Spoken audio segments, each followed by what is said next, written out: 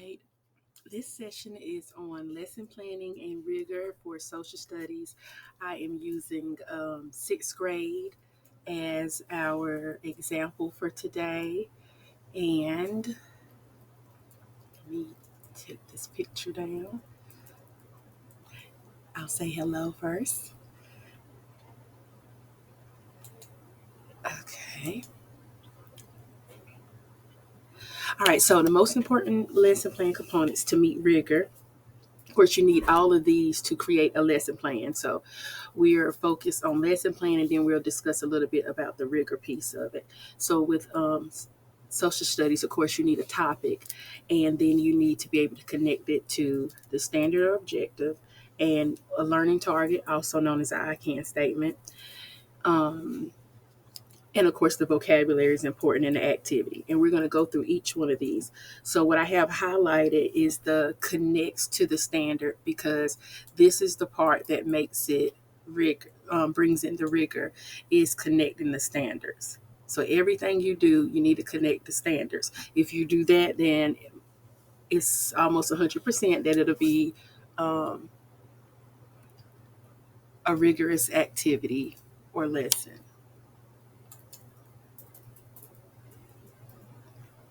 All right. So, just as I stated before, what makes a lesson rigorous is, of course, the first thing is meeting the standard or objective that you're covering. And then the second thing is students using critical thinking skills.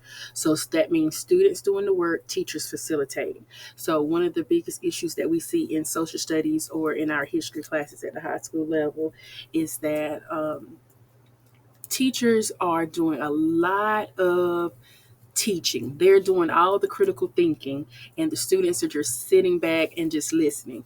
So, if you find yourself up in front of the classroom for long periods of time, most likely that means that the students are not using critical thinking skills to understand or master the standards. So that's one of the biggest part of rigor because we have some teachers who do number one, they every activity they create is based off the standard and the objective. But then the part that makes it so it's not rigorous for students is that the teacher is doing all of the thinking and the student is not.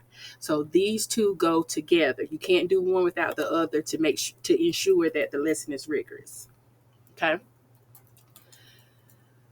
And so I will share this slide deck. And so this right here shows all the purpose of each component that I discussed before. I'm not going to read every single one, but this is something that you should really go back and look at so that you understand why each one of these components are going to help create a great lesson or a rigorous lesson, I should say. So when your first steps with lesson planning, you're going to identify the standards. So whatever the standard is that you should be covering, which is this is something you can find in the curriculum at a glance that I shared with everyone. You can find this in every unit that you cover. It's going to tell you the standard. But most importantly, you can find all this information on the NCDPI website. And so it tells you your standard. Once you have your standard, you know you can identify which topic you want to cover.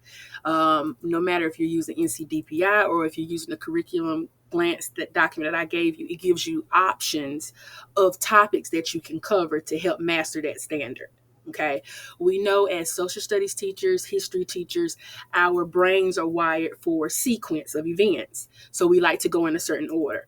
Unfortunately, the way this is set up with the standards, when you are meeting a standard, the topic that you use to cover that standard may not be in sequence. It may not connect to the last topic that you covered.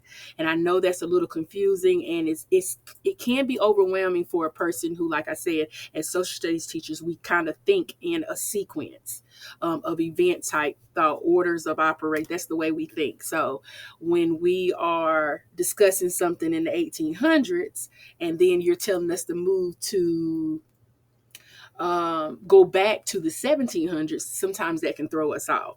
So one thing we have to remember as social studies teachers is we have to focus in more on the standard and less on the topic. And I know that might sound confusing, or it may seem like we're taking away from our content area.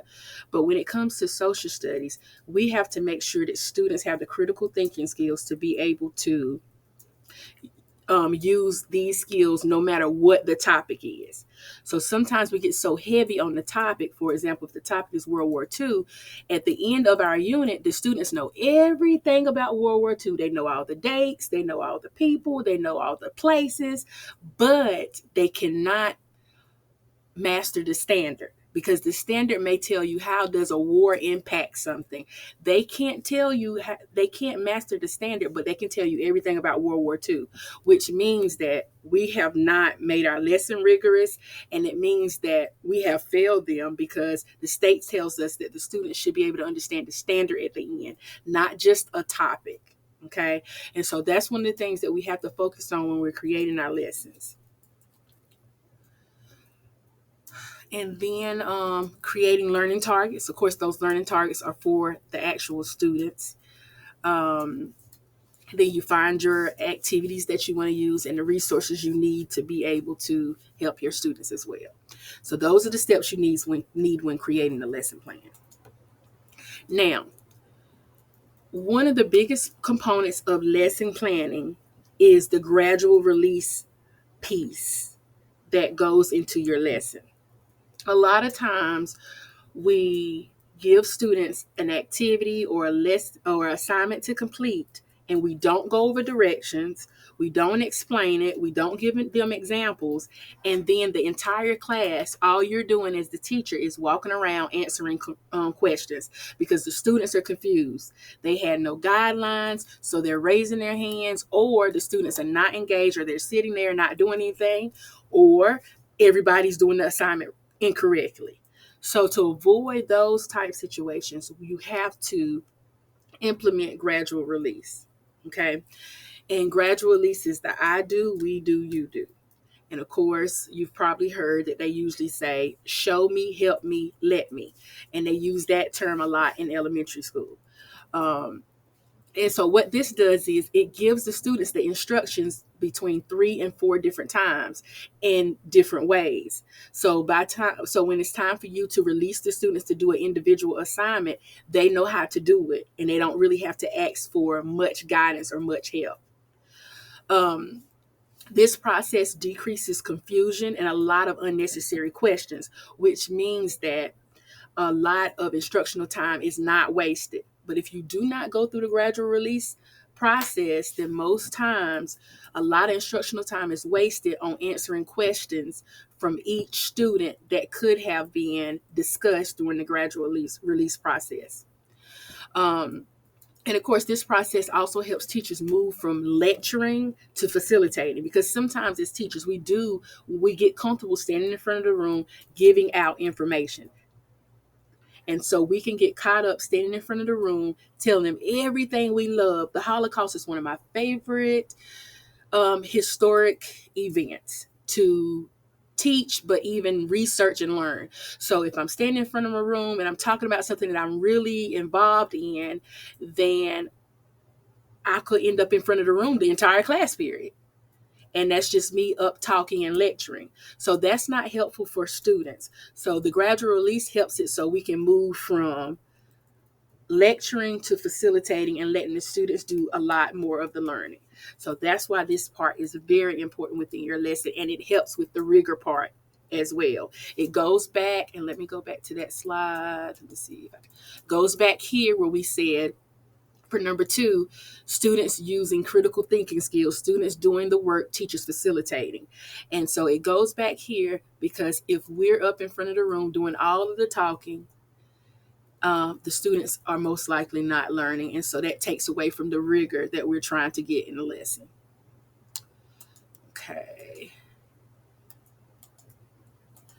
And so right here, it just shows you the actual model. So I do, it means that we're modeling for our students. One of the best examples I could use in social studies is, in social studies, we do a lot of citing textual evidence. So they may be reading something, since I talked about World War II, we'll stick with that.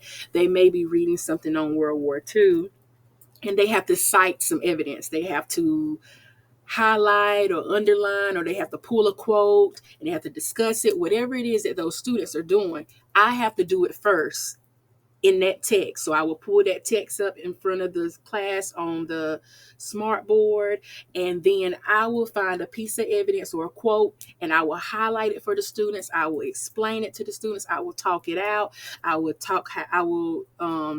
do it just as if I'm the student. So I'm modeling so they can see this is what I expect. Okay. And then the we do is guided instruction. As a group, let's look at this text. I want everybody to take time and look at this, and let's see if we can find a quote.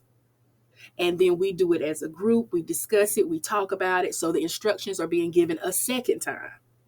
And then the last time is the you do. The you do can be done two different ways. It can be a collaborative learning where the you do is a group of students working together to come up with an answer, or it could be an independent learning where the student just does it alone. So the same text that we're talking about World War II, now the students have to pull the quote out by themselves and explain it on their own without my help, so that I can facilitate, walk around, see how they're doing, and ask individual questions if it's something else that they need. But this is a time where I see if my students have mastered it. If I see that there is a struggle on their own, then I might have to go back to the I do again and model again. So those are the things that makes this process very important for your students.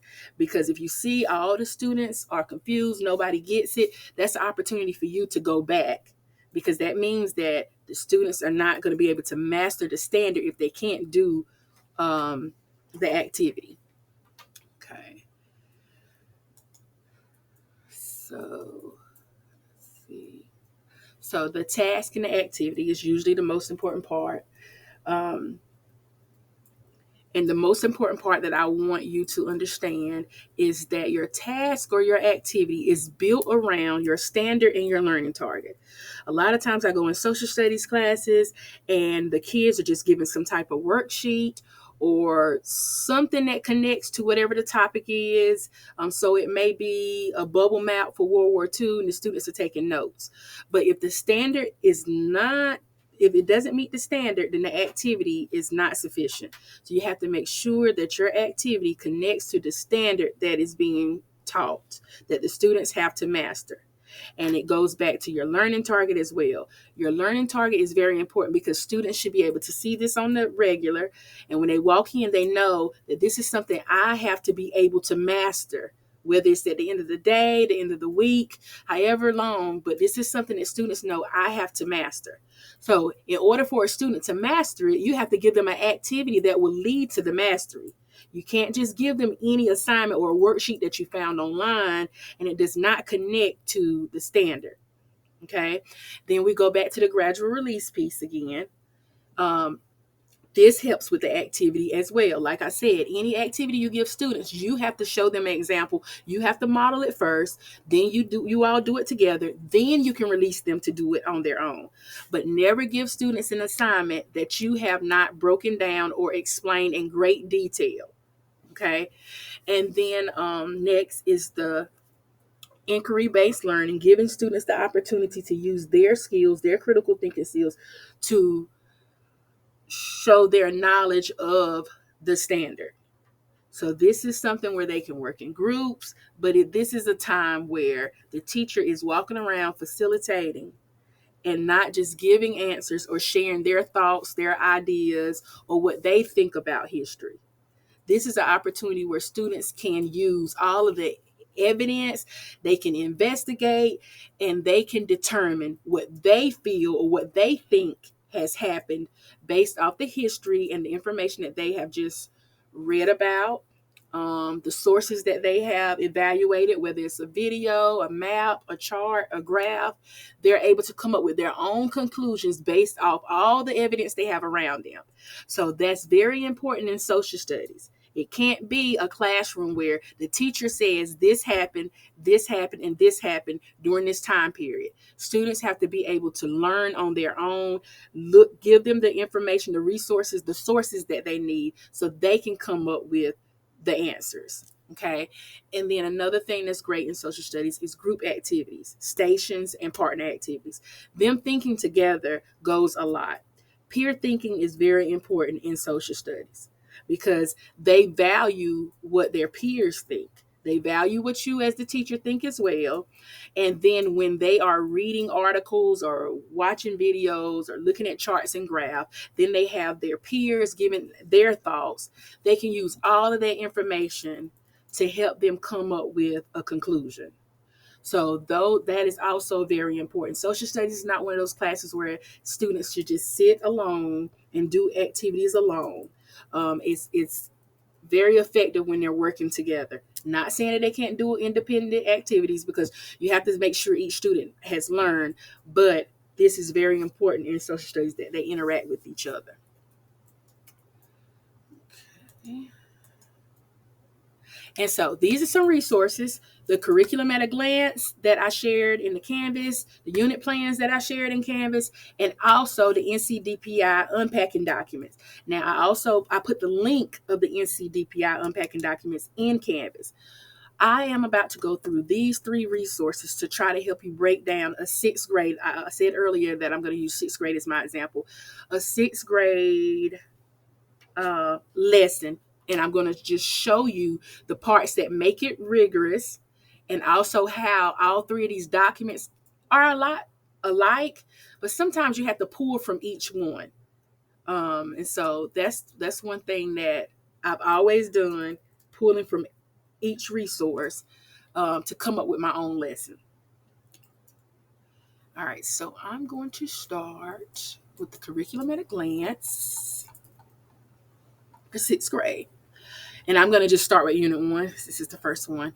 And so right here it's saying the pacing is between 35 and 40 days because it's only 4 units in the whole 6th grade. So this first unit is going to take a while. And so in the curriculum at a glance, it tells you how many days for pacing. It tells you the standards that you're going to focus on. And then if you go down, let's go to the first one. It goes in a little more detail. It gives you the compelling questions. How do we investigate events from the past? This is what students should understand at the end. And one thing that I've used in with creating my learning targets, when you have a document like this, it's kind of set for you.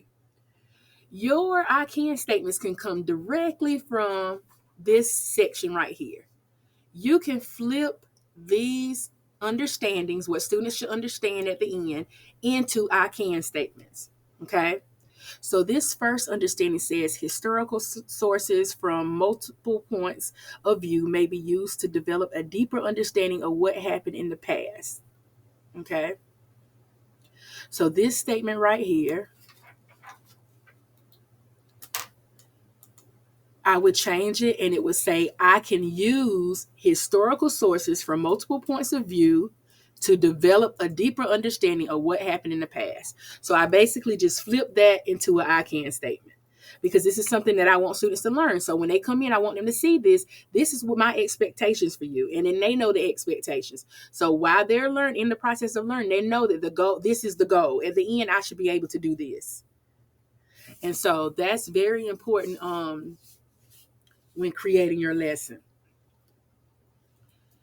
Now, this same unit, the curriculum at a glance, just gives you all of the units and it gives you like a snapshot of what students will be learning or could possibly learn throughout it. But the more detail is when you click on the actual unit. So let's go here. This is unit 1. The compelling question can even be an I can statement. Okay. So right here are the objectives.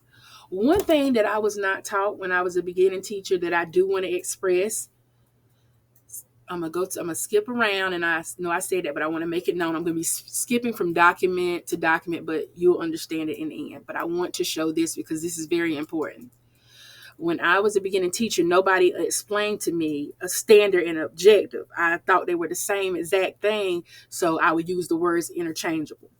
So the standard, I want you to understand that most of the time we're digging into the objective. The standard, for example, right here, 6B1, is understanding ways in which culture influences civilizations. That's the whole big umbrella. That's the standard. At the end, students should be able to understand this. But in order for them to understand this standard, it's several objectives underneath it. So the standard is 6B.1. The objective, the first one, is 6B1.1. The next objective is 6B1.2. And then the next objective is 6B 1.3. So students have to be able to master all of these objectives before you can say that the student mastered, before you can say the student mastered this standard. Okay? So that's why the objectives are very important. So now going back to the unit plan, as you can see here, it gives you the objectives. And so it's set out for you perfectly. But when you're looking at the curriculum at a glance document, it just gives you the standard. So even though the standard that one of the standards we're working on is understanding ways in which culture influences civilization, that's the big umbrella. But what we're actually teaching in our class, let me go back. Let me go back again. The standard is 6B. So let me find it. Okay, so this one has 6G. This first. So when you go into the units, they have like unit 1, but then they have, let me show you how they have it broken down. Topic 1, then they have topic 2, then they have topic 3. So somewhere in here, we're going to get to 6B.1. But since the first one that they're talking about is geography, which is the G, let's just go here. So even though the objective says 6G 1.1, it gives you this is what students should be learning. But when you go to your curriculum map and you go to 6G, this is the standard. The standard is understanding the geographical factors that influence human migration and settlement. But when you go to the actual unit plan, all 3 of these objectives fall under this standard. Okay? So students would be able to master the standard once they're able to master all the objectives within that standard. Okay? And so I just want to share that because that's something that I never knew when I was a beginning teacher. And then I was like, I figured it out, and then I discussed with my academic coach, and that's how I was able to learn. But if someone would have told me that at the beginning, I think I would have had a better understanding of the difference between standards and objectives. Okay. All right. So now let's dig into this lesson plan. So the great thing about these unit plans that we created, the lesson is almost developed for you. So all of the main pieces that I discussed earlier, it's already developed for you in this unit plan.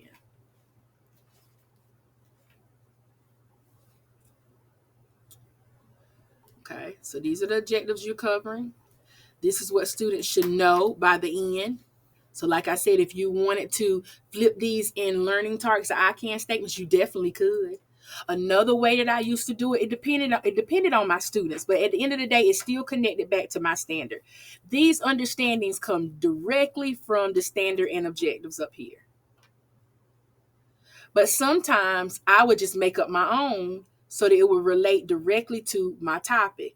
So right here where it says explain how human and physical characteristics impacted migration, then I can just put, I can explain how human and physical characteristics impacted migration. And then if I'm working on a set location, let's say if this week I want to focus on Asia, then my I can statement can be, I can explain how human and physical characteristics impacted migration in Asia. So I am catering it to whatever my topic is so that my students know when they read that, because it's somewhere nice and big in my classroom, their I can statement, they know that by the end of the week, they'll be able to tell me physical characteristics and human characteristics based off Asia. Okay. Because it's right there for them to see. So they know what the goal is. Okay. And so once again, like I said, you can use your objectives to come up with your I can statements, or like I said, it's already broken down for you and right here for you. You can just change these into I can statements. Make sure you use the same words, but you can tweak them so it'll be an actual I can statement, but don't change words. Like, for example, let's see if I can find a good one. Here it says explain. Verbs are very important when it comes to objectives. I don't want you to use demonstrate, or my students can compare.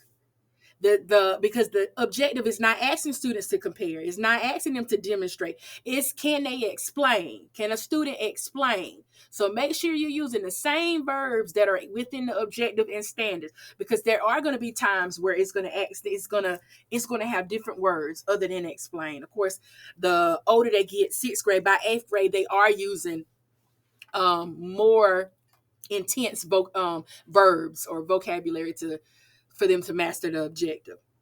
Another thing, when I'm making I can statements, if I notice it's a big objective, I'll break it down. You can have more than one I can statement. Okay. So for example, up here, I may say I can explain how human characteristics impacted migration and settlement in Asia. And then I might have another I can statement that says I can explain how physical characteristics. So I can break those up. So don't feel like your I can statement should be long. Remember, the I can statement is in friendly language for students. And when I say friendly language, I mean it's broken down for them to understand. That does not mean you take away the rigor of the words in the objective. I don't want you to take away migration or settlement and put an easier word for them to understand, because then you're taking away from the rigor from the student. So you're still using the same verbs that are within the objective and that are within the standard. Okay. And so right here, going into our topic, this unit plan gives you the topics. Okay. And then it even give you critical content that you probably should discuss or teach about. And it tells you what standards we're actually focusing in on right here. What objectives, I guess I should say. Okay. So all of these are the topics. So week 1, you might want to focus on this section. Week 2, this section, or it may only take you a couple of days. You may focus on this for 2 or 3 days, then move to this, and then move to this. It's up to you. It's based on your students, their data, and how, if they can handle the chunks that you give.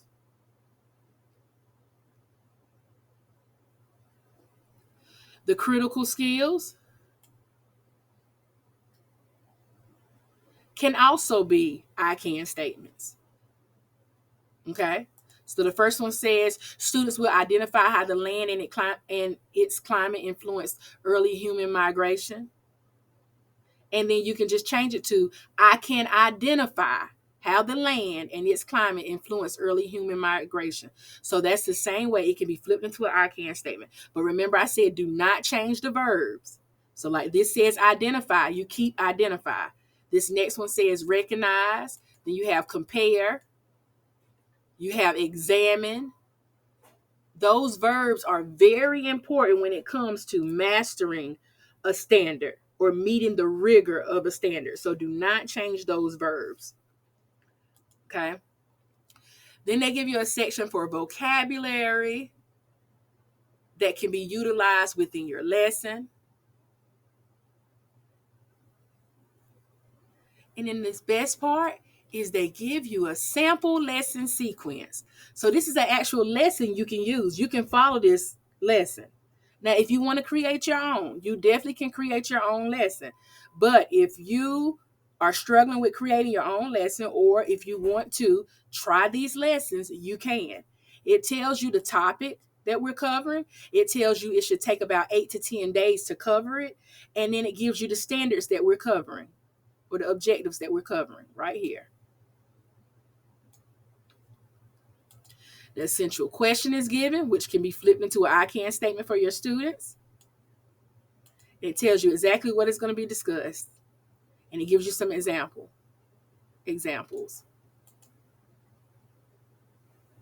right here.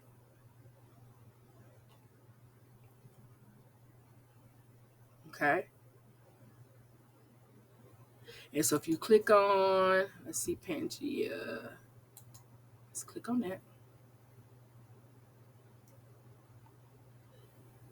It gives you actual activities you can do, and these are just example assignments if you want to use them. If you don't, you can. And let's see right here. This is something for students to read. Okay. And so this is giving students an understanding about GPS. So let's say if the students are reading this is something you all can do as a whole class. You can give them a task while they're reading this, so they have a goal. You may tell them to pull out certain details, to pull out certain quotes, whatever it is that you want students to do. You have to do it first. That goes back to that gradual release. You can't just give students this text and tell them to read it and take notes. I think that's probably the worst thing we do as social studies teachers is we'll give students a video or a slide deck or a text and just tell them to read and take notes. First thing is students don't know how to take notes. It's a lot of adults who don't know how to take notes. So to tell a student that most of the time they're just going to write down what they see, not even what they read. They're just writing down words so they can be done with the assignment.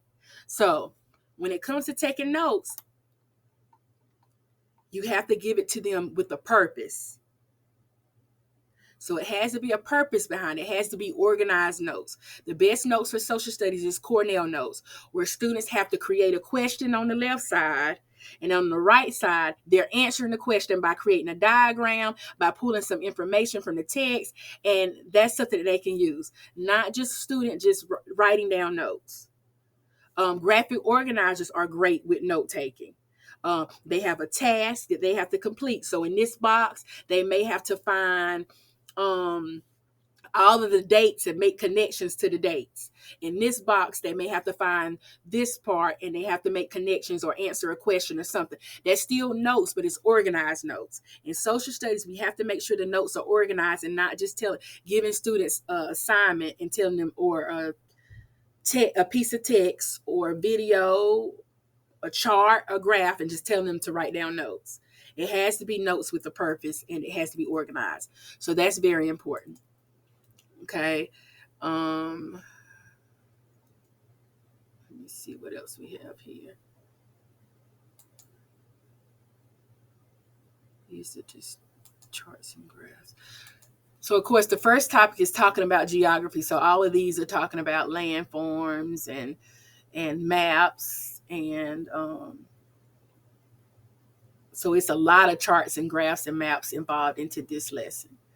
And so when you go to the next one, of course, it's not, because the topic 2 is how does history work? So it's talking more about timelines and archaeology, anthropology, though, and making those connections with science into social studies, because it connects for them to understand how we look at history, how we're able to understand, or how do these things even happen. It has to be some science behind it for them to be, students have to be able to make those connections. So that's why. And then you have little activities they can use in here. And then you have additional background material. So I know it looks like I'm just showing you the unit plan, but I want to go back to the lesson plan, because I want to tell you, go back to, this is the most important slide. that no matter what activity you give students, if it connects to the standard and students are using critical thinking skills, the rigor is there. The only time the rigor is not there is if you decide to just come up with activities on your own. That has nothing to do with the standard. So I want to go back to the unit plan. Let me see if I can find a good standard objective.